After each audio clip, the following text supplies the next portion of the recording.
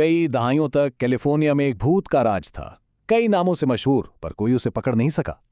44 साल तक ये कातिल एक आसेब की तरह गायब रहा और उसकी शनाख्त एक मुअम्मा बनी रही। इसकी शुरुआत चोरियों से हुई, फिर रेप और आखिर में कत्ल। ये 12 साला दहशत की एक लंबी लहर थी। वो एक आसेब था जो कैलिफोर्निया के अलग अलग इलाकों में अलग अलग नामों से जाना जाता था। 13 कत्ल, 50 से ज्यादा रेप और 100 से ज्यादा चोरियां, एक दहाई से भी ज्यादा का खौफ।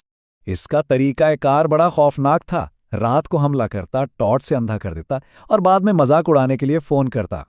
लेकिन 40 साल तक ये केस बिल्कुल ठंडा पड़ा रहा और तफ्तीश कहीं नहीं पहुंच रही थी। पुलिस के लिए ये एक नामुमकिन मिशन था। जराइम की जगह मीलों दूर, कोई गवाह नहीं और डीएनए भी किसी से मैच नहीं होता था। तो फिर आखिरकार ये कातिल कैसे पकड़ा गया जब सारे रिवायती तरीके नाकाम हो चुके थे?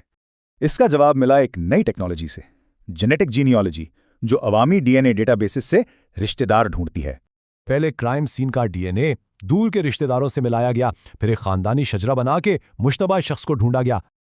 और फिर इतनी मेहनत के बाद तफ्तीशकारों को आखिरकार एक नाम मिल ही गया।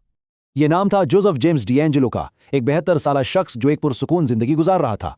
डिएंजेलो की दोहरी जिंदगी हैरान कुन थी। सबके सामने साबिक पुलिस एहलकार और हकीकत में एक सीरियल किलर।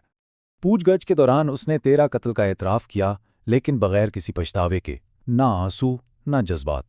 डिएंजेलो की गिरफ्तारी सिर्फ एक केस का खात्मा नहीं थी, बल्कि ये फॉरेंसिक्स में एक नए दौर का आगाज था। इस केस के बाद से इसी तरीके को इस्तेमाल करते हुए 100 से ज्यादा ठंडे केसेस हल हो चुके हैं। इस केस ने साबित कर दिया कि इस टेक्नोलॉजी से पुराने केस भी हल हो सकते हैं। अब इस नई टेक्नोलॉजी के साथ छिपे हुए कातिलों के लिए बस एक ही सवाल बाकी है, अगली बारी किसकी?